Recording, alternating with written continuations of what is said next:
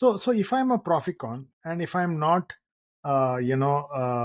raising money, and if I don't have external investors, and the normal, story that you hear is, you get some great advisors, great mentors. They give you direction as a as a promoter, as an entrepreneur. And if I'm a Proficon, how do I balance ambition, okay, especially when nobody is there to push you?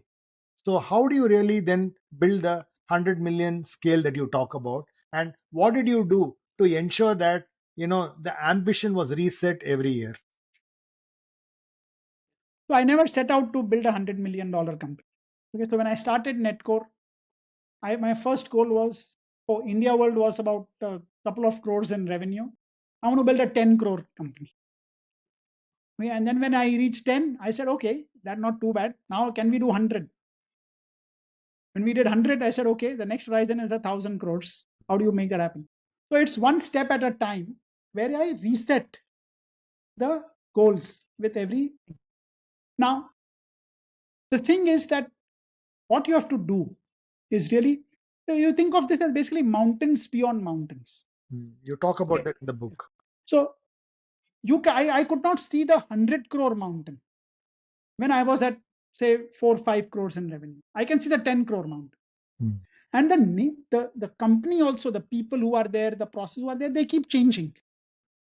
Okay, sometimes I wake up and say, we've got all of these people, processes. How did we ever make this thing happen?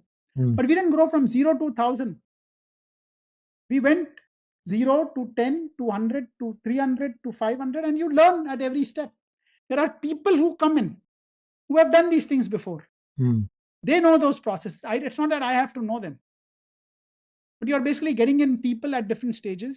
So you got to get the right talent also at the right stage of your company.